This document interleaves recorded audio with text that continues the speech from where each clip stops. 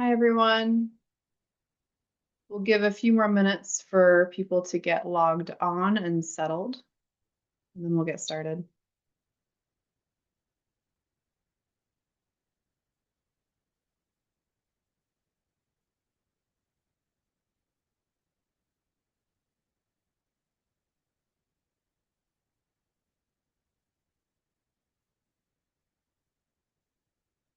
All right. Welcome, everyone.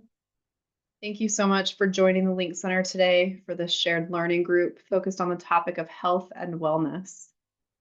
I'm going to go over a few housekeeping items while we get started. The session is being recorded, and the recording and the transcript will be made available on our website. We welcome you to revisit the content yourself and share it with others. Attendees cannot see the names of other attendees, and all attendees are muted. Please use the chat function in Zoom to communicate with other attendees and hosts during the webinar. You can use the chat by clicking on chat at the bottom of your screen. Please be aware that your name will appear in the chat if you make a comment. And if you'd like to, you can change your display name by clicking on those three little dots next to your name and selecting rename. We will have representatives from the Link Center watching the chat and responding throughout the session today. If you'd like to submit a question or a comment privately to the host and panelists, you can do that by clicking on the Q&A function at the bottom of your screen. We have live captioning and ASL interpreters present today. We will be spotlighting the active speaker and the ASL interpreter throughout the webinar. If you click on View on your Zoom screen, you can change the way you see the panelists. And if you're having any trouble with your view, let us know in the Q&A and we'll try to help. So at this time, I'm going to hand the floor over to Dr. Stacy Nonamaker, who will get us started today.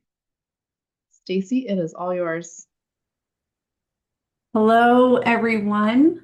Thanks so much for taking time out of your busy day and joining us. By way of a visual description, I am a middle-aged white woman wearing brown glasses. I have brown, wavy, shoulder-length hair. I'm wearing a tan sweater with black stripes, and I'm in front of a white screen that has the Link Center logo on it. So we are so excited as the Link Center to be with you today to talk about health and wellness and how that's so important for people who may have a co-occurring mental health diagnosis. If you don't already know, the Link Center is funded and paid for by the Administration for Community Living. And we really are aimed at, and our goal is to help improve access to mental health services for people with disabilities. I am with one of the partners of the Link Center. I'm with the National Association of State DD Directors, otherwise known as NASDs. And you're going to meet a lot of our other partners today. So I will go on with a few housekeeping things before you meet those folks. The first one is if you haven't yet checked out the Link Center website, I encourage you to do that. If you look on your slide, it says HTTPS and then //acl.gov/the Link Center. That is our current website. And today is the last day that we will be using that address for our website. We are so excited that tomorrow starts our first day of the new website. And you can use the QR in front of you. You can click on that now, and it will take you to the new website. It'll say coming soon because it won't be ready until tomorrow. But we're really, really excited about this new website. We ask that you check it out. We got lots of resources and information up there for you. And we always say, come back often because we're constantly changing and adding to the website. And we hope that it becomes a resource for you. to tap into resources, information, training, again, related to improving mental health access for people with disabilities. So one of our partners with the Link Center is the Ohio State University Nisonger Center.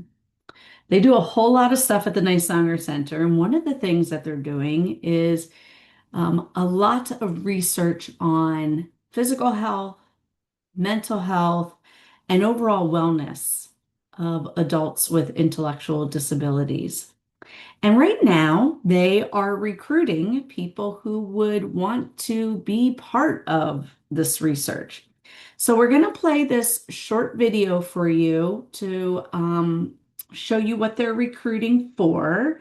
And then we'll give you some information if you're interested in reaching out to the Ohio State University Nisonger Center to be part of this research. So let's play this video. How do you feel today? I feel pretty good. Flabbergasted. Like $2,000, my man. Like $2,000. $2,000. Yeah. I'm happy because I've been doing good work today. How do you stay happy? Simple answer, 2 words, video games. By smiling. Well, when I see Disney movies. I have like my cat. I enjoy my life. I'm playing games and I'm working out. What do you do to make yourself feel better? Winning. I cuddle with my cat. Talk about my feelings. What makes me feel better is like I meditate because it calms me down, and I like to pamper myself, like using face masks and stuff. I listen to music. I have like a stress ball, so I play with the stress ball. I like to eat. I try to think that I got this whenever I'm faced with a difficult situation. We want to hear from you. Join our health research project for adults with intellectual disability. You and your support person will get a $100 gift card. We want to hear about your experience with health so doctors can provide better care. Your voice matters. Make your voice heard in our new research project about health and wellness called Can You Hear Us Now?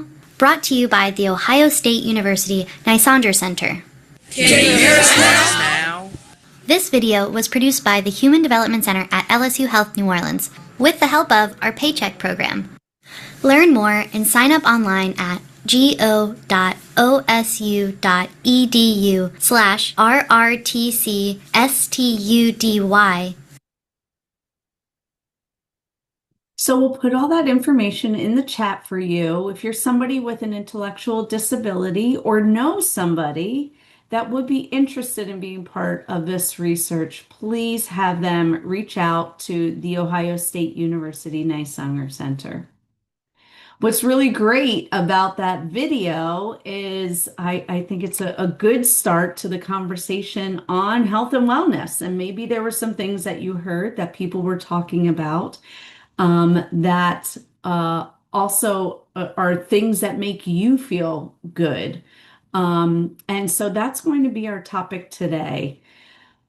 Some of you have already introduced yourselves in the chat. So if you haven't already, please say hello in the chat. We'd love to say hi and hear from you all and know who we're talking to. You can include any affiliations or organizations that you're a part of. We always love to know where you're dialing in from, what state. That's fun. I am currently here in Pennsylvania, and that's where I'm joining from today. So if you haven't joined our shared learning groups before, we host 4 meetings every quarter.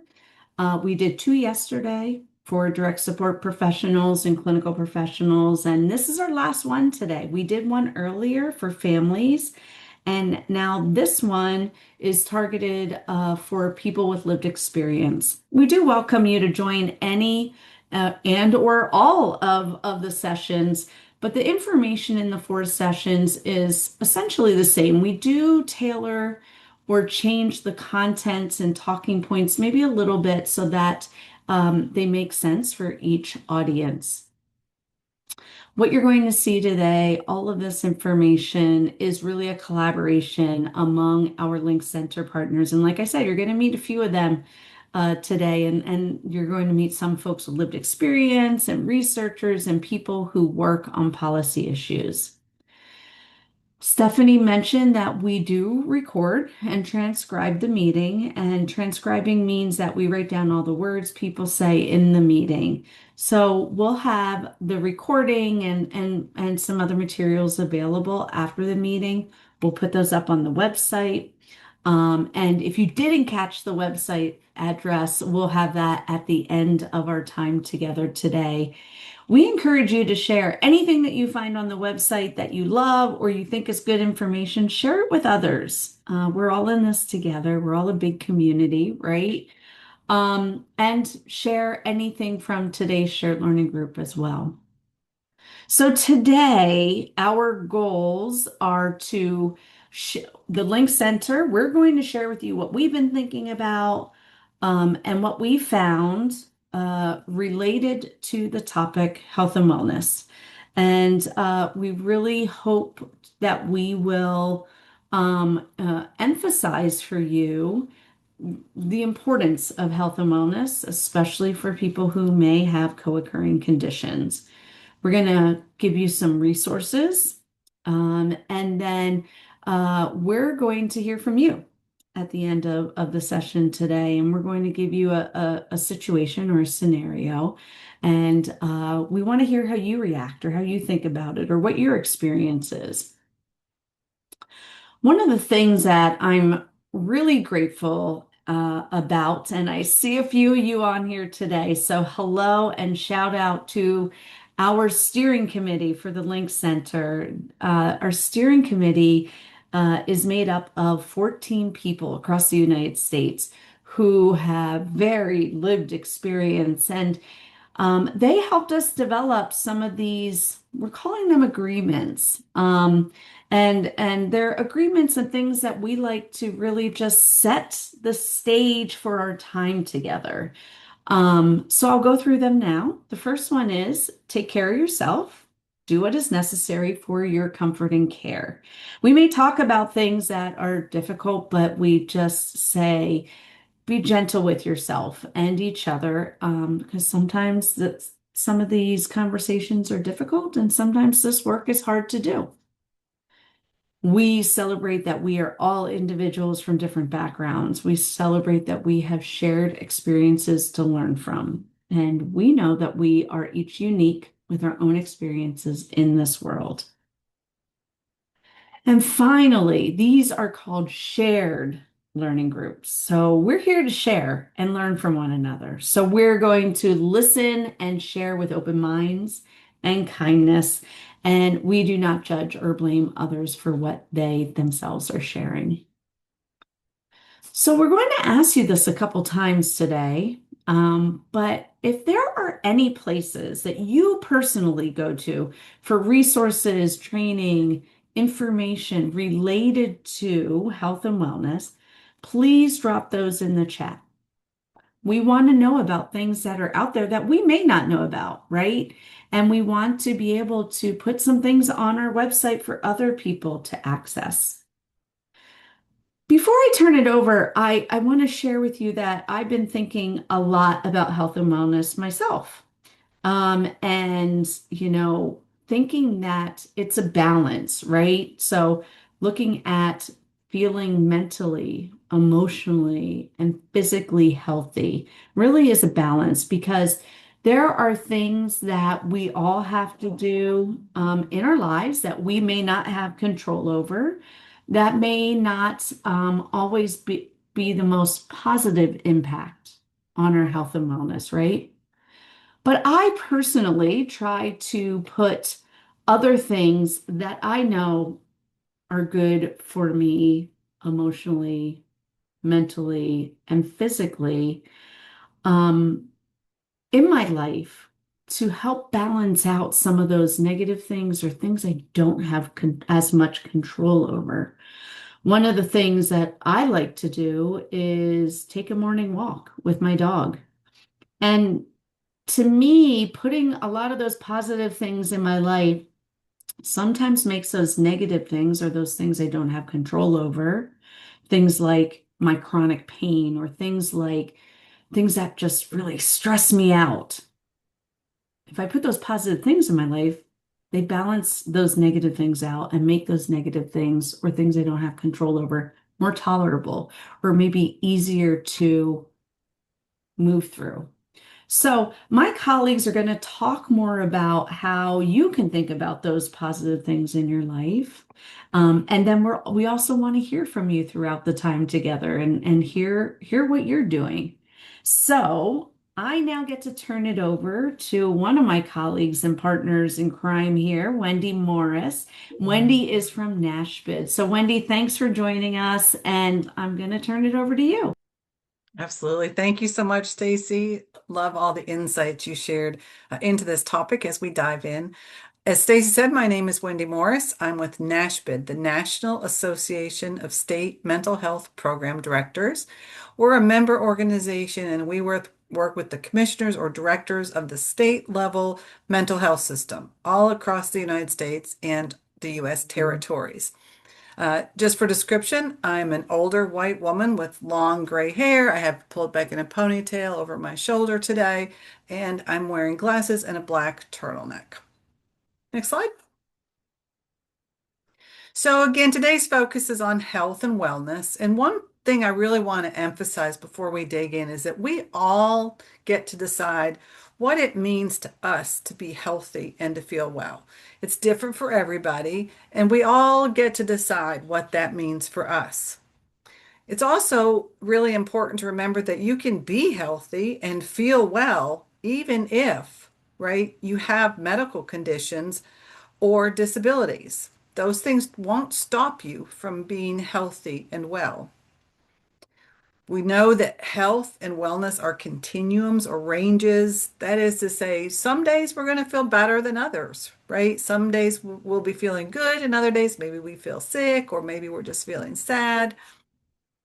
And then we know that healthy habits, the things we do to take care of our body and our mind and our emotions, what we do today, those healthy habits are going to help us tomorrow. They help our future health. So we want to protect our future health by taking care of our health today. And then the other thing is it's never too late to adopt new healthy habits. We just got a balance board here at my house. So as I'm aging, I worry about things like falls. So I'm trying to improve my balance. So that's a new healthy habit that I'm adopting at my age. So again, we're going to focus on what you can do and what you want to do. Next slide. So if you would think for a minute and put in the chat, what does being healthy and feeling well mean to you? Does it mean that you feel energetic? Does it mean that you have a positive attitude? What does that mean for you? We'll just give everybody a minute to put some ideas in the chat. Having energy to exercise, sleeping well, eating better, doing yoga. I love yoga. Definitely gets my day off to a great start. What else does being healthy and feeling well mean to you? And not just things you're doing, but what does that mean, right? What does that feel like? We've got my mental well-being. So when your mental well-being is good, you feel all together better. Keep working out and use a stress ball. Okay, great. What else? Positive outlook. Yeah, sometimes it's hard to have a positive outlook when we're feeling sad or not well. So that's a great one. Zumba, being with friends, feeling calm, walking when it's warmer. It's very cold here today where I am in Kentucky. Having energy and strength to go where I want and do the things I want. I love that one. Great. Well, keep them coming. Keep them coming. But we'll go ahead and move to the next slide. Love everything you guys are putting in there. So wonderful. So the next few slides, I'm just going to talk about some kind of theories or ideas that different scientists and people have about wellness. This one's called a wellness continuum. There are lots of examples of this. If you were to go on the internet and Google wellness continuum image, it would show you all different kinds of pictures. This is one that I like. It's one we used when I was in nursing school years ago. And it uses colors to kind of move out from the middle in either direction. And you can see in the middle, that's kind of, that base, like I'm okay. I'm not really great. I'm not feeling bad today. And then as you move from the center to the right or to where the purple is, you see wellness is starting to develop. People are, the person is feeling better until all the way to the end point where it's the highest level of health a person could achieve, the individual person. If you move to the left or towards the red, this is where disease or illness starts to develop, and it goes all the way down this chart to premature death, which means a person dies earlier than they might have if they had been able to take care of their health and wellness. So there's other ways we could picture this. You could use emojis, right? Like a smiley face for that higher level wellness, and a frowny face for the end where you're just having a cruddy day, and maybe just a neutral flat face for the middle. You could use numbers. It could go from, say, 1 to 10, where 10 is feeling fantastic, great, never been healthier in my life, right? All the way down to 1, which is I feel awful today. So whatever works for you is a good system. Whatever works for you. Okay, next slide. So a lot of folks, when they talk about wellness, they divide it into buckets, right? Into categories. So to think about wellness, not just your physical health, and not just your mental health, but all the kinds of health that we can experience as humans. And so this one is developed by SAMHSA, Substance Abuse and Mental Health Services Administration. It's the federal agency, the government agency that my organization, NASHBID, works with. So this is a model I prefer and that I'm familiar with. But if you were to Google dimensions of wellness, you are going to find ones that break it down into 10 buckets, ones that break it into 6 buckets. So again, lots of variety. This is just the one that I'm choosing to share today, but you can find others that might fit your life a little better. So let's go ahead and watch this video, and they'll just kind of explain a little bit more to us. The Substance Abuse and Mental Health Services Administration, or SAMHSA, created the Wellness Initiative to help people with mental and/or substance use disorders, and all people, live longer, healthier lives by focusing on the 8 dimensions of wellness that connect all aspects of behavioral health. Improving wellness by taking action on each of these dimensions addresses early mortality from treatable and preventable conditions. Embracing wellness is about life and living and becoming the healthiest you possible. Listen to your feelings, express them to people you trust, and maintain a positive outlook. Make it a point to understand your finances, establish good financial habits, and plan for the future. A sense of belonging and a reliable support system help during difficult times. Make at least one social connection daily. Seek advice from peers or support groups. And create healthy friendships. Enhancing your connection to self, nature, and others brings balance and peace to your life. Take time to discover what values and beliefs are most important to you. Look for satisfaction from things you're passionate about, whether it is through work, school, or volunteering. Reduce your risk of many illnesses by increasing activity levels according to your abilities, getting restful sleep at night, choosing healthy foods, and exploring outdoors to reduce stress and increase energy levels. Be a lifelong learner by expanding your knowledge and finding creative outlets that stimulate your mind and sense of curiosity. Be open to new ideas, insights, and wisdom. A positive environment has a calming effect. Find surroundings that encourage good physical and mental health, and where you also feel safe. At SAMHSA, we envision a future in which people with mental and/or substance use disorders, and all people, pursue optimal health, happiness, recovery, and a full and satisfying life in the community. Wellness is an ongoing pursuit and can be challenging at times, but striving to make small daily improvements is the key to success. For more information and resources. All right. right, great. We cut it off there at the end because they give a web link that doesn't work right now. Maybe it'll go up later on SAMHSA's website, but it's not there right now. But there is a YouTube, and I believe we're going to put that in a link to that in the chat for you if you want to watch it again. This slide shows a picture that SAMHSA put out that mirrors, right, reflects what they talked about in that video. So, and this is in no particular order. They happen to put emotional at the top, and this is things like coping effectively with life and creating satisfying connections. Financial, this is about being satisfied with your current financial situation, having enough resources to buy the things that you need to be healthy and happy, and for your future to have some sort of stability or feel like your financial future is secure. Social, this is about developing a sense of connection or belonging, having a support system, right? We all want to have friends, people that like us, people that love us even. And so it's real important to have relationships with people, not just the people that work with us, but people that like us for who we are and that want to spend time with us. Spiritual, this is about expanding that kind of sense of purpose or meaning of life. Think about it like the reason you want to get out of bed in the morning. It might be religious for some people, about a higher power, but it doesn't have to be. The spiritual health is really more, like I said, about finding purpose or a reason for life. Occupational, what I love about the video is it really makes a good point. This isn't just about work, which is what that word traditionally is referring to as work. But they say it might be about school or learning. It doesn't have to be in a school setting to be learning.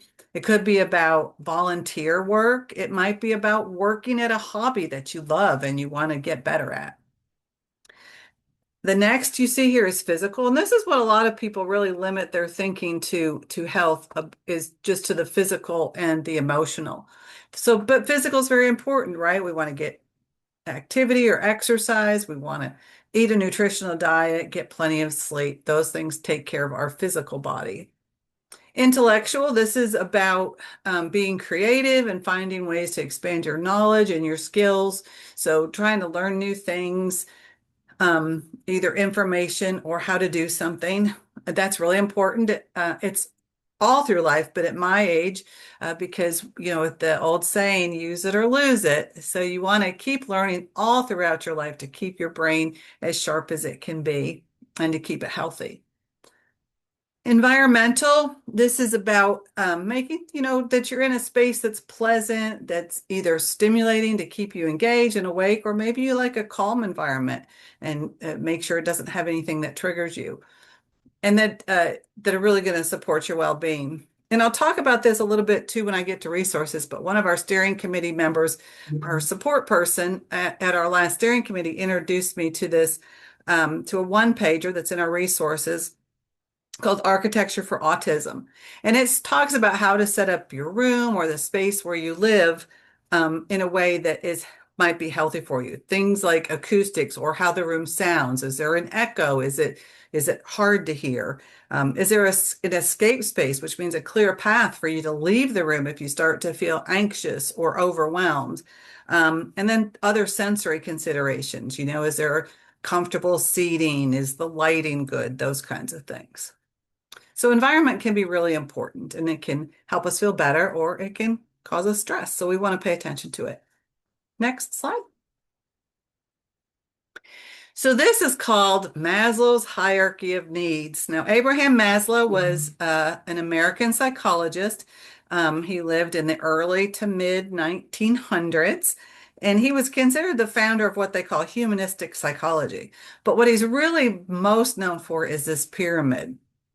And what his theory is that humans, people, are motivated to fill their most basic needs, those things on the bottom of this pyramid, before then they can pursue or try to meet the needs above that. And if you look at the very bottom, the red, the physiological or physical needs, the first word is air. And you can imagine if you don't have air to breathe, you're not going to be thinking about anything else, right? Not even the things the other things on the bottom of that list, like food or clothing or sleep, much less anything above that. All you're going to be thinking about is how can I get a breath of air? So those, unless a person can have those very basic bottom of the pyramid things met, it's hard to do anything else. Think about kids when they're in school, right? We know that if kids come to school hungry, they can't focus on what the teacher is saying or their lessons. They can't learn because all they can think about is that grumbly their tummy and how hungry they are. So we got to make sure we meet those basic needs first. Next up on the pyramid in the orange is about safety. It's about feeling secure or safe that nothing's going to hurt your health, right? That if you have a job, that you're secure in that job, that you don't have to worry about getting fired, that you have to worry about your personal belongings or your property, your family, that you feel stable, right? That you feel secure. I can count on what I have today being here tomorrow. Next up is love and belongingness needs, and this is where those social needs, right? It's about friends, family, connections, being able to spend time with other people, feel heard, and all that. Next up in the green is self-esteem needs. This is having confidence in yourself, believing in yourself, having achievements or things that you earn, you learn, you grow. You feel like other people respect you, that they listen to you. And when we start to really express individuality, how am I different from other people? And I like that I'm different from other people, right? I embrace that. I'm happy about that. The very top, the blue, now this is called self-actualization, and not all people get to self-actualization, and even people who do aren't there every day. This is really people who kind of, think about, I don't know, monks, people who really live in that space of, thinking about morals and purpose and all the meaning, a deep meaning of life and inner potential. They've got all those other needs met, and they're just really focusing on kind of something a little more ethereal. Next slide. So in September, we had an in-person meeting with our steering committee in DC. It was a fantastic meeting. And during those meetings, we have a lady, her name is Brittany, and you can see inkybrittany.com on the bottom. That's how I think she has a website, or that might be her email. But she does these drawings during our meeting to kind of capture what we're talking about. And this is a drawing she did when we were talking about this shared learning group that we're doing today, when I asked the steering committee, okay, so I'm a nurse. I have a pretty narrow view of when I think of health and wellness, what that means. But what does it mean to you? What should we make sure we talk about? And you notice from this list of some of the highlights, there was a lot of similarity to all the stuff I just shared, right? All the things that the scientists and the thinkers have put out for us to kind of think about health and wellness. And one is that don't just focus on the physical or emotional. You have to really think about the mind, body, spirit. It's all of that is important. They talked about the concept about how connected your physical health and your mental health are, right? We know if we have physical illness that might really bring us down and make us feel depressed, or if we're worried that we might get even sicker, we might have a lot of anxiety. And then we know there's mental health symptoms can look like physical symptoms, are called somatic symptoms. And it might be, that you get stomach aches or headaches, and that sort of thing, due to depression or anxiety. They talked about self-care, this idea that we need to make sure that we're taking care of ourselves and that others allow us to take care of ourselves. Self-determination, that we get to decide, right, for ourselves, what does it mean to be healthy and well? What are your personal goals to improve your health or improve your wellness? And what activities, what diet, what things do you want to focus on? They talked about a lot about relationships and how good, positive relationships, having a support system or somebody close to you, how that can really help you on your journey to health. And just the opposite, if you have kind of a toxic relationship or somebody in your life that is not very nice or not very helpful, that can prevent you from reaching the level of health and wellness that you want to. And then, as I said, we talked about environment and just trying to pay attention to limiting triggers, to having the things you need for self-care and self-soothing and all those types of things. But the biggest takeaway, and the reason I started with this was this idea that that it's possible to be healthy and well while also having chronic medical conditions and disabilities.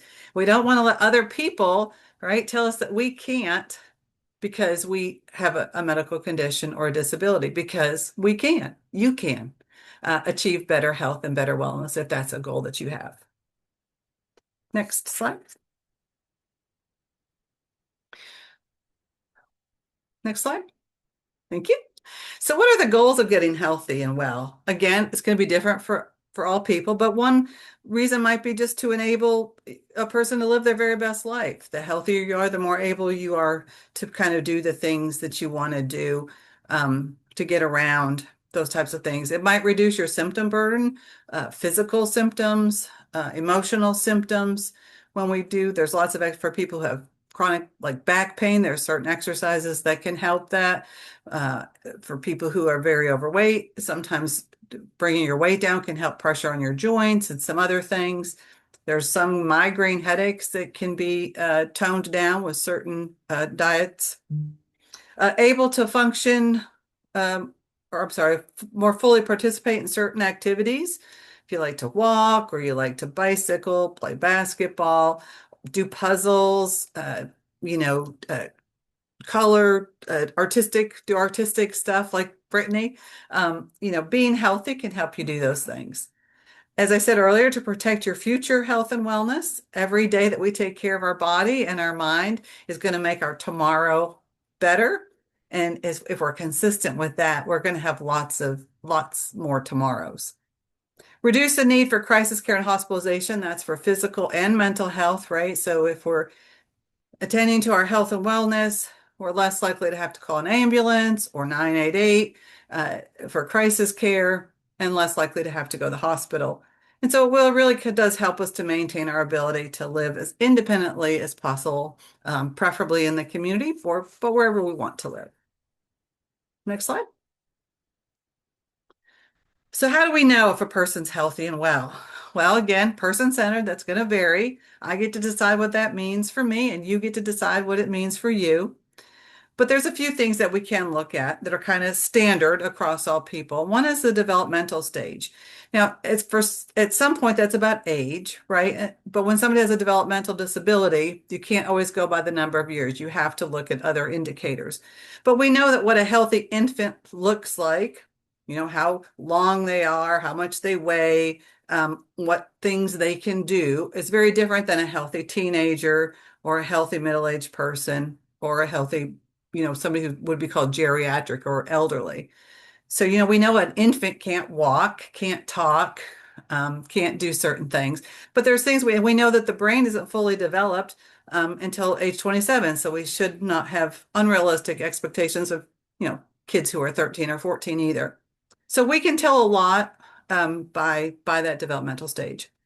Another way we can tell if a person is healthy or well is through objective medical indicators. These are things we can measure or that we can see. So this would include things like a vital sign like blood pressure. We know we can take your blood pressure. It gives us numbers, and we know if it's okay or if it's high blood pressure that maybe needs a medication, or low blood pressure that might need, something else like to increase the amount of water you're drinking.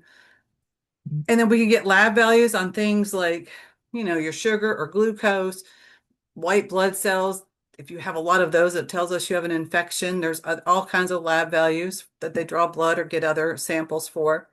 And a review of body systems. And this is what a medical professional will do. They'll look in your ears or ask you to say, to look in your throat. They might listen to your lungs or to your heart. They might push on your belly to see if you have any pain.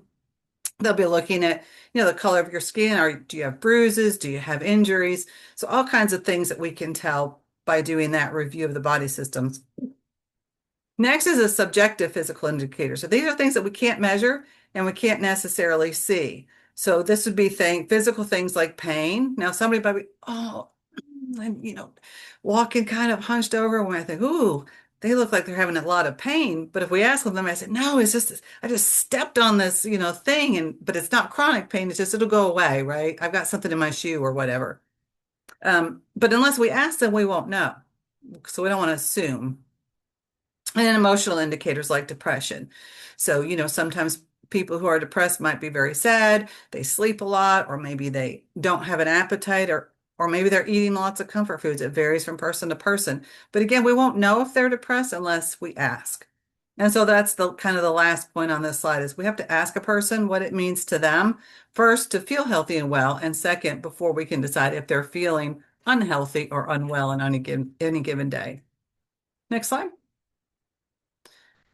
So what are some resources? What are things we need to get healthier and to feel well? Well, one is self-motivation. And I think Stacy talked about that a little bit in these different shared learning groups we've had over the last couple of days. That you kind of have to want to do it, right? It's if you don't want to do it, it's really hard to make changes. And you need the support from others. If you are wanting to take a morning walk and somebody says oh, it's just too cold, I think you should stay in today. That's not real supportive. If they say, I know you're going for your morning walk, you probably need to bundle up. Let me get you a scarf and some extra, your big mittens. So that's supportive, right? So they're not trying to stop you. They're just encouraging you to take good care of yourself while you go on your morning walk. Knowledge base, or what you know about health. For instance, different exercises, or what kinds of foods are healthy and what kinds of foods are not healthy. And health literacy, which doesn't mean necessarily reading, but it might be that you can understand. So if somebody was to explain some of those things to you, that you understand. And so it's important that people use plain language or pictures, whatever it is for you to understand. I know for me personally, when I go to the doctor, I like him to show me a picture of it. If he's talking about my heart, I want him to show me a picture of my heart and walk me all the way through it. Healthy environment, access to healthy food and places to exercise. We know there's some people live in, right in the middle of the city where there might not be any place close by to get healthy food, or they might not feel safe in their neighborhood to get out and walk. So we have to have access to places to do that, to be able to stay as healthy and feel well. Have a healthy environment, again, where a person feels safe, that it's quiet enough for sleep, limits triggers, and then things like air quality. Is the air we're breathing clean, or do we live next to a big factory? And then financial, do we have enough money for food, for the medical care we need, those types of things. And this is not an all-inclusive list. This is not everything that we need or that you might need. It's going to be different for every person and depending on your goals, but we need things to be able to do that. So those are my slides. And with that, I'm going to turn it over to Eric Washington, a member of our steering committee, and he's going to talk to you a little bit about his personal journey with health and wellness. Hello all. My name is Eric Washington. I'm from Detroit, Michigan. I'm 6'3", a beard, bald head, a blue hoodie, and black pants. I'm truly honored to be able to speak here today in front of people with lived experience, because at one point in time, I remember that I wouldn't acknowledge that I had a lived experience. I thought it was something that I can just overcome or with willpower. And I just would never say that I had a brain injury, or wouldn't acknowledge the effect that cancer had on my brain throughout the years. So, to be able to speak today, and to see all you guys in the chat and, being, energetic, that's truly an honor to be able to speak to you guys. I was reading something the other day and it said that some people make the world special just by being in it. And I truly believe that's a lot of people with lived experience that are still fighting a good fight. I know there'll be many days where you'll be depressed and you'll be upset from telling your story to every doctor and every healthcare professional 100,000 times. But we have to find some way to, get our point across maybe just one time. Someone told me once before, maybe you should just create a one page or have a folder with just all your stuff in there so they can just review your folder, and then you don't have to say it 100 times, causing this traumatic situation or ripping the Band-Aid off 100,000 times. For years, mourned the fact that what I wasn't anymore. But then when I became truly well, it's when I accepted the things that happened to me, the things that I couldn't change. And that's when I truly believed that I unlocked my superpower. And I truly believe that we all have superpowers. We just don't know how to use it yet. A lot of times our frustration gets in the way and it doesn't allow us to really channel, our ability. Like once I was not able to really remember a lot of information or process, my short-term memory was damaged. It allowed me to be able to remember things from years ago. Maybe it be, quotes or, different experiences, to be able to come back to you guys today and be able to, help you understand that it may look down today, it may look bad, but it will get better, and we have to have some type of grace for the people that are helping us, because our care team is what will help us overall have a better, sense of wellness or sense of health, because I think someone in the chat said that when your mental health is better, then, overall you have a better sense of wellness. I didn't have that because once your physical health starts to go down, your mental health is not far behind. I have multiple myeloma, which is a bone cancer. I had a bone marrow transplant, stem cell transplant, I want to say 5 years ago. It relapsed in 1 week. And then it was just, doctors just throwing crap on the wall to see what could help. I took one chemotherapy medicine, I had a heart attack. I took another chemo medicine, I had a fever for a whole month. You just going on and on and on, trying to figure out ways to be here. And then one day I just said, I'm going to do everything that I can do and focus on just positivity. So if I was to be a therapist, I would just call my therapy positive therapy, because that's all I talk about now. I don't focus on the problems, I focus on the solutions. So that's what really got me into a better place of, I want to say, the top of the pyramid. I mean, because when you realize that we all have a short stint of time here, we're not going to be here for long. Our job is to make this world a better place than before we got here. That in all actuality, once you step into your purpose, life just seems so much easier. I'm on disability. My check is, after all the bills and everything come out, I get $500 every single month. You know what? I'm the happiest broke person in America. You know what? Because I get to sit here and I get to have conversations with people. I get to make other people's lives better. I get to, literally be able to go to DC sometimes and talk Congress off the ledge. It just feels great for them to sit here and see that there are people still fighting that good fight. And the people that are in the chat, I want them to understand that your voices do not go unheard. If you have anything to say, anything at all, trust me, your voices matter more than you think it does. It literally could probably raise the dead, because I've seen people change things because people with lived experience have said something.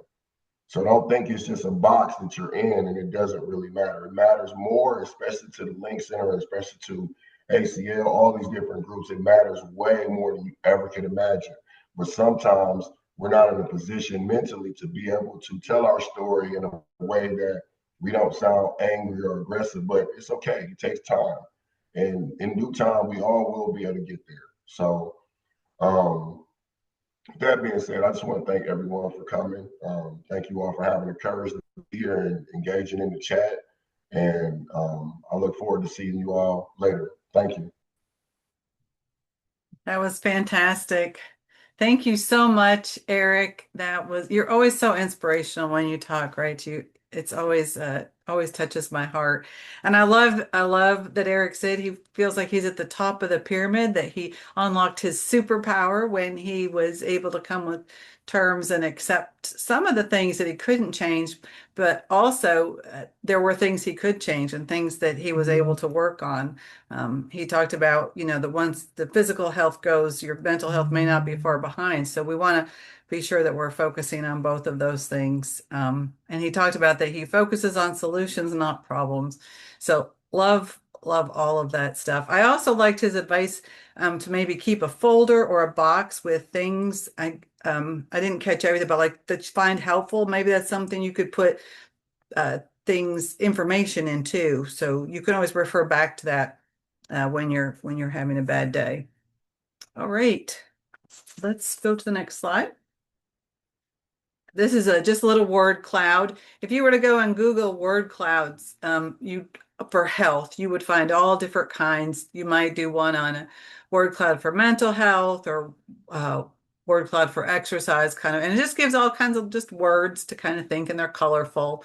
So it'd be another thing maybe you're able to print out or put on your wall or in that folder he talked about. I think we'll go to the next slide. Sure. Okay. Are there other tips that you might offer in addition to all the great advice and talk we had from Eric? Other things that you might offer on about how to get healthy and feel well, maybe to the other folks on this on our call today. What else could people do? And you can just, if you want to put some things in the chat.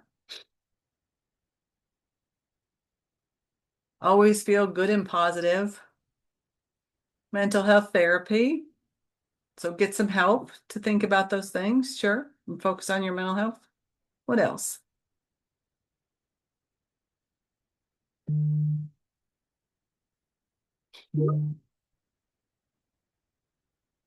to give everybody just a little bit more time to try to enter some things in.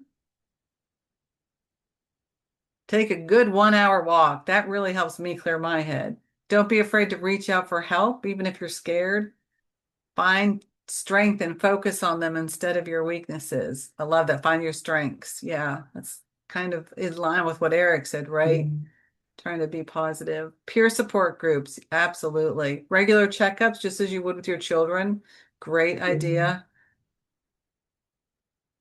Being around animals, having Wii Sports. Love all these things. Please keep putting them in. So many great ideas. Let's go on to the resource page if we could. Oh, we were going to watch this video first. Yes, let's watch this video. Thanks. This is another steering committee member, John, who's going to talk a little bit about how employment has helped him. Thank you. So I've been asked if I think there are benefits of having a job for people who struggle, for people with mental health needs, and or have co-occurring conditions. And I think there are many benefits, a powerful tool for recovery and for overall well-being. That work provides structure, routine, social connections, a sense of purpose, contributing to improved mental health and quality of life for many individuals. I know work structure provides a daily structure and routine, and social connections and working offers opportunities for social interaction and building relationships with colleagues, which can combat feelings of isolation and loneliness, and provides a sense of purpose and meaning, giving us valued that we're contributing to society. It also increases self-esteem and confidence in the sense that we're leading a more positive sense of self, and it educates the community that folks are able to accomplish things with supports. Research suggests that having a strong sense of purpose is associated with better mental health and physical health, including reduced stress, increased resilience, and even longer life expectancy. It provides a sense of life satisfaction and a sense of contentment, greater happiness, fulfillment, and sense of overall well-being.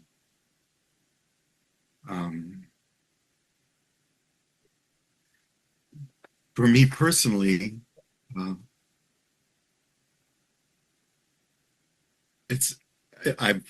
my job, I have a sense of accomplishment.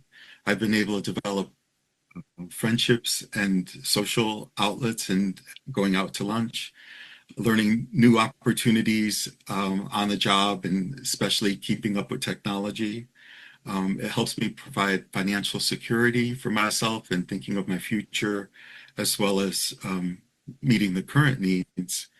And it's an opportunity for new experiences as I'm able to volunteer to do things on my job that helps me to network with new people that I may not have had that opportunity before. It adds meaning and a sense of pride that I'm contributing. All right, that was wonderful. I just love all John has a long list, right, of things that he gets out of being employed: social connections, learning new things, keeping up with technology. Can we move to the resource page? All right, great. So this is some resources. We'll try to put some of this in the chat. The first one is that one pager I talked about earlier about architecture, or how to maybe set up a space to best work for somebody, to keep triggers down, to think about the sensory input, like what you can hear and how things feel, having that escape route. The second one here is a checklist that you can just kind of go through and see, look at different parts of your wellness, your mental health, physical health, things like stress, communication. The next one gives some practical tips that you could share with a support person on how they could better support you through a medical appointment, or with your diet, or with exercise. Things like helping you to make a grocery list if you need that type of help. The next one is a really long video, so if you want to watch it, grab some popcorn and snuggle into a comfy chair. It's a good video, but it is about an hour long. I'm not trying to deter anybody from watching it, but it is, again, about, promoting that whole person well-being. The next one is a shared learning group we did in August of 2024, supporting the whole person. And it has some tips that we've gone over today, but then a whole lot of other stuff, including some stuff to do with trauma. The next one here, the Wellness and Trauma Informed Support Resources, has a whole lot of different things. So when you click on that link, it'll come up with a number of resources you can explore. And then the last one is a shared learning group we did in April of 2025, which is about emotional regulation and coping skills, also really important for health and wellness. And so that wraps up our presentation part. I'm going to turn it over to Max and colleague to go over our group exercise today. And Max, I can't recall who you're working with this afternoon, but I'm sure you will introduce them. Thank you, everybody, for being here. We really appreciate your time. Well, thank you very much. For those who don't know me, I am Max Barrows, and I am I'm of course I work for GMSA here in Vermont, but I'm one of the people who's going to be running the exercise today for visual purposes. I am a middle-aged Black man with black hair. I'm in front of a white background with the Link Center logo. I am wearing a white dress shirt with, very thin light blue stripes with a black tie. And I am going to do a scenario. We're going to be presenting a scenario that talks about health and wellness. Before I get going, the person who is doing the exercise with me, I think it's you, Stacy. It is. Yes. Yes. Wow. Hi, everybody. It's Stacy Nonamaker again. So I'll just be facilitating the group exercise with Max. Ready. So we will present a scenario that talks about health and wellness. What we hope is that we will hear from you all, about what you think about this topic through the discussion around the scenario. And there's no wrong answer and ideas, because we believe you are the experts of your own experiences, and we want to hear from you.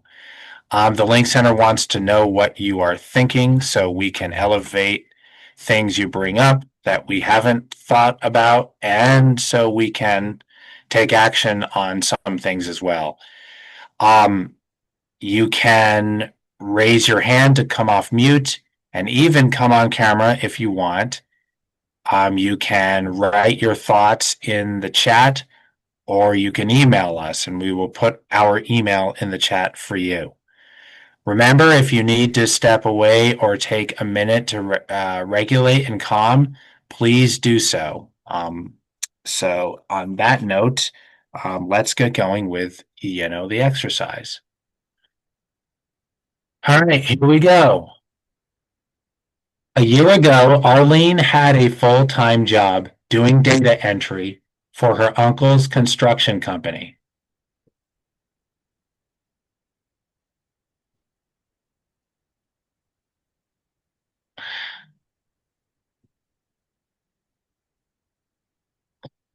She moved out of her family home into an apartment with a roommate.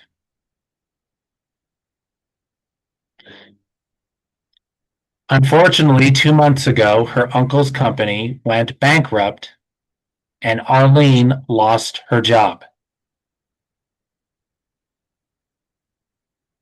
She hasn't been able to find another job and may need to move back home.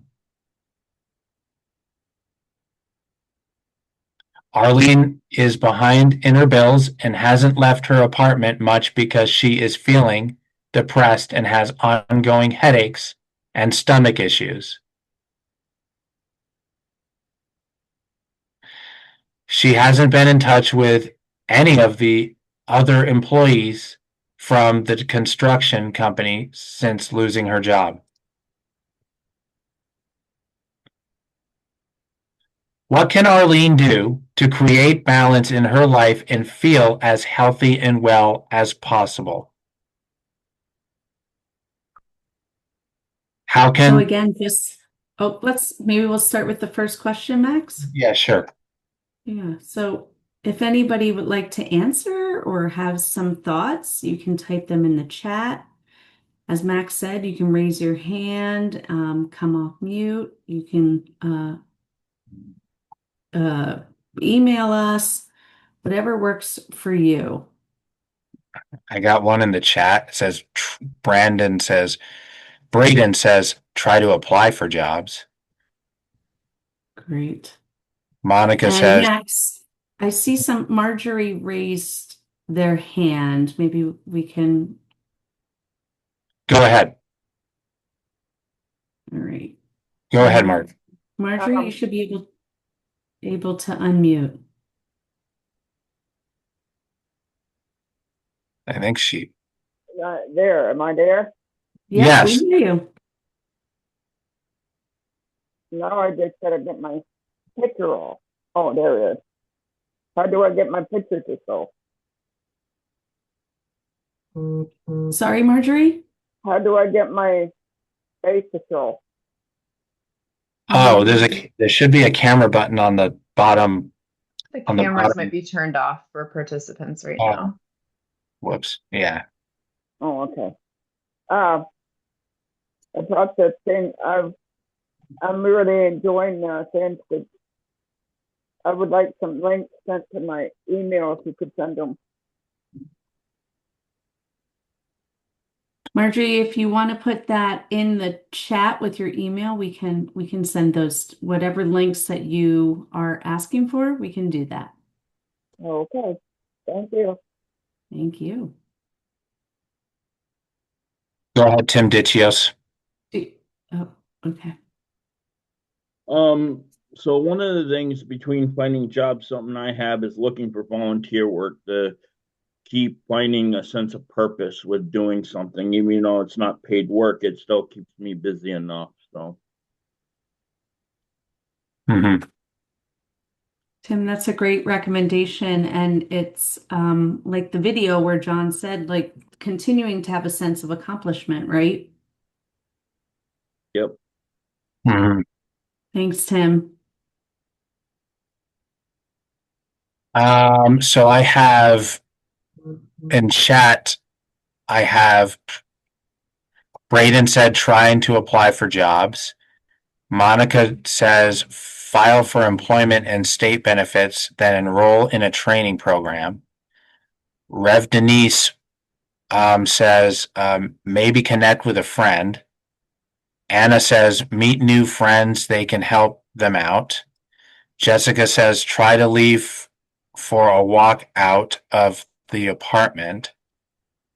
Robin says, get involved in employment support groups and stay active. Sean says, remember the hierarchy of needs.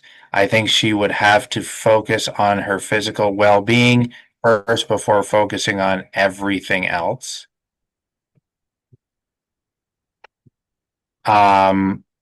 Laura says, connect with VR, which stands for Voc Rehab, to assist her with looking for a job. Talk to a counselor, file for unemployment, get out of the house and talk to your friends. Mark says Arlene's disability should qualify for vocational rehab. She might need a job coach. Jirai says, go get a checkup and tell the doctor. Emily says, the best way to handle this situation is to always know that you can find different environments where you can go walk around. This can help with ideas for other jobs that are similar. The next step is to make sure that her pain is not related to her physical health, especially with stomach issues, since it can cause many serious medical issues. For mental, I would strongly recommend talking to someone or finding ways to get professional help through therapy and finding the right therapist that can suit your needs of what you are going through. In the meantime, of that, try finding ways to help have a savings account to keep yourself living and having the right lifestyle of healthy living. Sometimes it helps when you are walking around to write things down in a journal. This can also help process the thoughts inside of your head. It might not work for some people, but it might work for some others. I would recommend Aileen working first with her physical being before doing financial needs. Even through that is also. It is so great, like we've already heard, Max, that people are thinking about all different things, not just one answer, right? Yeah. All those different dimensions of health and wellness that they were called, that Wendy spoke about. So it's really good to see that you all are thinking that way. It's standing out to me, Max, that there's been a few comments to really think about. I think Sean said, remember the hierarchy of needs. So that's really, really important as well to consider. What are some of your basic needs? Or as if you were Arlene, what are some of her basic needs that she needs to have met first? I think another one came in, Max. Yeah, Laura, talk to her doctor and do some exercise to get help with the stress. If you have staff from an agency, they can help with some financial help, as well as other practical needs. And then there was another one from Anna, but I think it was a reply to what someone else says. It says they don't get paid for that. Perhaps Anna was responding to Tim's comment about volunteering. Oh, yeah. Okay. Yeah. Sean says she could reach out to a peer support too.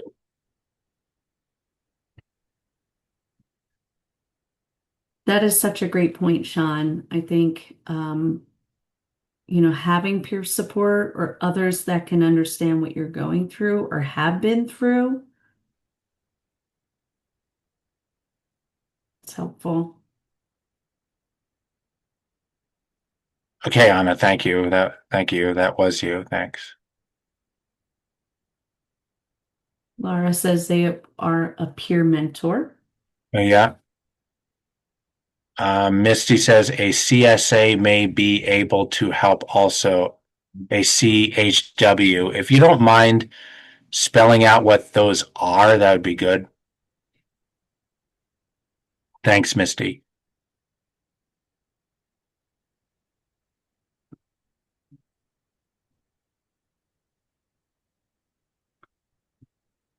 Max, I think when Laura commented about having staff from an agency help, um, might be good to go into that second question because it's also how can others help, right? Maybe we can put that second question out there too. Okay. How can others help Arlene if she wants help? Yeah. Okay, I got some community health worker supports cis an awesome idea. And then community supports associate and community. Yeah, community supports associate and community health workers, what CSA and CHW stand for. Okay.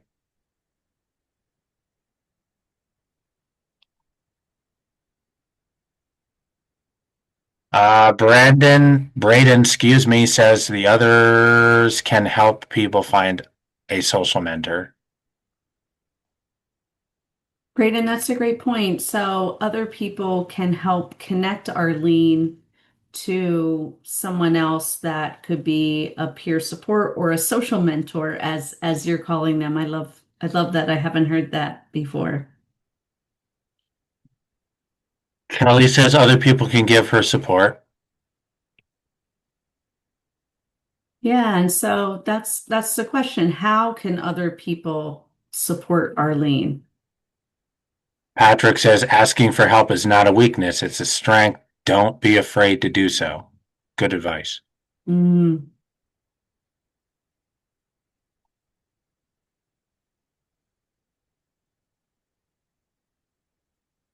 Max, I think sometimes when you're in a situation like Arlene, and everything sort of feels negative and you're depressed and sometimes it's easy to get in that space of feeling down, right? And not being able to see the positive. Sometimes it's hard to find the positive things that will get you out of that negative or down place or depressed state. So I wonder how others can help Arlene find positive things to balance. So maybe that's a question to the group as well. How can others help Arlene find positive things in her life? Right.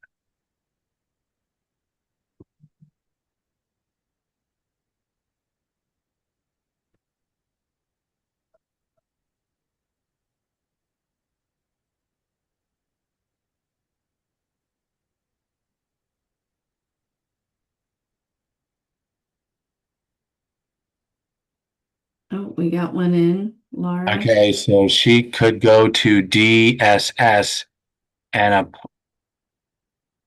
apply for food stamps, and they could refer you to resources to meet her needs. Thank you, Laura. And again, if somebody could spell out what DSS means, this is just for my sake because I can have trouble with acronyms. Department of Social Services. Okay, thank you.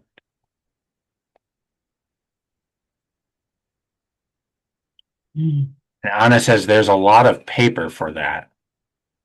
She means, I think you meant paperwork, right? Yeah. Yeah, so that might be a place where others can help Arlene, right?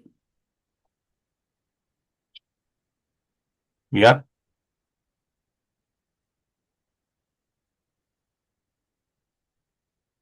This is all really great thinking, and it tells us that the things that we've been thinking about with this topic, health and wellness, is on point or is relatable for you all. Yep.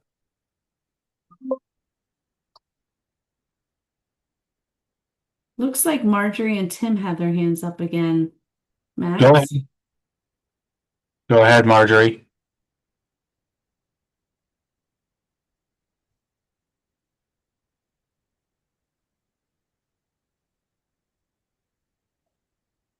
Hmm. Why don't I get back to you, Marjorie? Tim, did you have your hand up? That better? Oh, wait a minute. There you are. Go ahead, Marjorie. What I was saying, I know how it is to be down. 'Cause I've been thinking about my son a lot, Yeah. and it's hard for me to focus on different things. Marjorie, what are some things you do when you're feeling down? I get my Native American music out, or I look out my window for the birds. I love the birds. You and me both, Marjorie. And music is so powerful, right? Yep.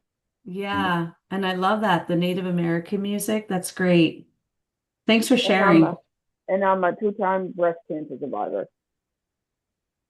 Oh, congratulations. All right. I got a few more in chat. Oh, go ahead, Tim. Yeah, so depression's something I know a lot about. I've had it all my life, so I have chronic depression. And when I moved out on my own over 20 years ago, it's been now, I was having trouble getting out, meeting people, and I know a few people in chat know exactly who this is because it's my best friend. I talk about him a lot. Got me into self-advocacy, and that helped, along with I put in chat earlier with pets because I have a emotional support cat. So I always find that, having friends and being around, having my cat always help when I'm feeling down. That's Thank great. you. Thanks for sharing, Tim. And Tim, you just helped me think differently about that question when we wrote the word others. Sometimes it's not just people, it could be animals too, right? Mm-hmm. Yeah. Thanks for sharing. Alrighty. Thank you, Tim. Laura says if she had staff, they could help her fill out any paperwork for the help that she needs. Sean says while she's focusing on her physical health, people in her life can reach out to many different workplaces to let them know she's a hard worker and she is looking for a job. Someone could give her a place to stay if she loses her home too. And then Emily says if Arlene is feeling different side effect with her depression, she can always call emergency services. She can also find staff that can help her connect to different people that can help in different areas, such as doctors, support specialists, support specialists and therapists. It never hurts to call a friend when you need it for them to give you that advice for the help that you need, that you really need, since they know you. Also, if she is back at her parents' house, she can ask them for different things they can do to help her out as well, especially with living situations.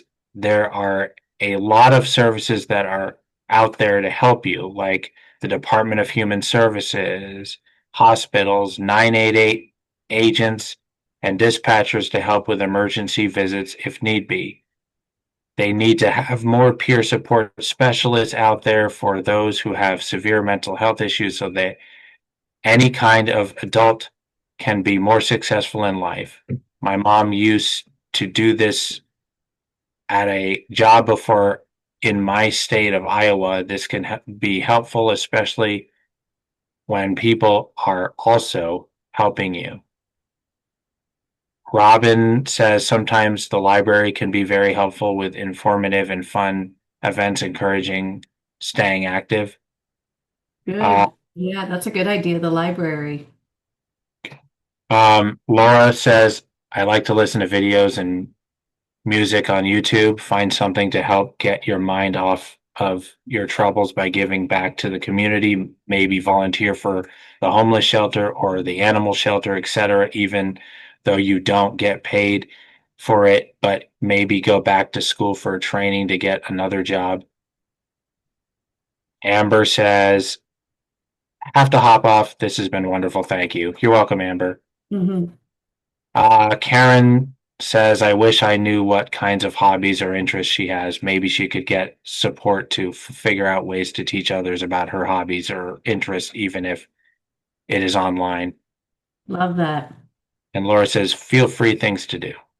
Find free things to do. Yeah. All really, really good stuff. Thank you, everybody. Thank you so much. Max, I learned so much in the last 10, 15 minutes from everybody's input. How about you? I did. Yeah. All right. Well, thank you, everybody. And I think for closing, I'm having a little bit of a brain thingamajig that I believe That's okay. We'll turn it over to Julie. That's who it was. Yes, Julie. Yeah. Thank Thanks, you so Max. much. Thanks so much for being here, Julie. Thank you, Julie. Hi, everyone. Fantastic job, Max. Well, it's nice to see everyone. My name is Julie Lego. I am here from the National Center for START Services. I am a middle-aged Caucasian female, about shoulder length, brown curly hair with blue glasses and a pink sparkly sweater. I am here to really wrap us up today and would like to start by saying thank you all for being here today for this great discussion. Please continue to add to the chat.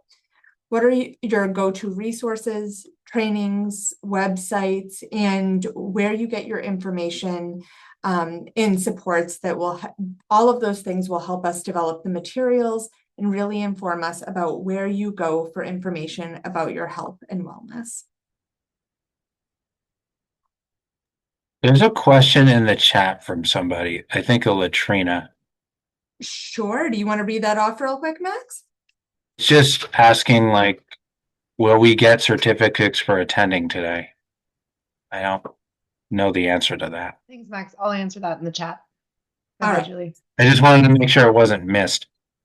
I appreciate it, Max. Good looking out. I appreciate you looking at that. So here on our screen is the schedule of past and upcoming shared learning groups. You can find recordings, transcripts, and materials from past events on the Link Center website. You can find and register for upcoming shared learning groups on the website as well. The next topic will be communication in clinical settings in April, and you're going to be able to see that on the brand new Link Center website. You can visit the Link Center's website anytime. The address and link are here on the screen, and we'll drop that in the chat as well. You can also email the Link Center if you have any questions or suggestions.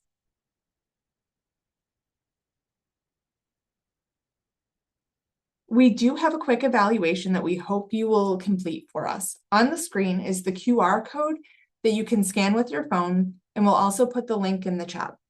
It will pop up when we close out today, so it's going to pop up automatically, and it will be sent out to everyone in an email. Your feedback on the evaluation really helps us to make improvements and adjustments for future webinars and products. And a big, big thank you again for your participation today. A special thank you to Wendy Morris and Eric Washington. We would like to thank our steering committee, as always, for sharing their thoughts and experiences that are invaluable to these shared learning groups. Thank you also to the ACL and to all of the partners for contributing to the preparation of the content for this meeting. Thank you all and have a wonderful day. There's another question in the chat. Sounds good. So Max, we'll take a look at that question. If we can answer it in the chat, we certainly will. Okay.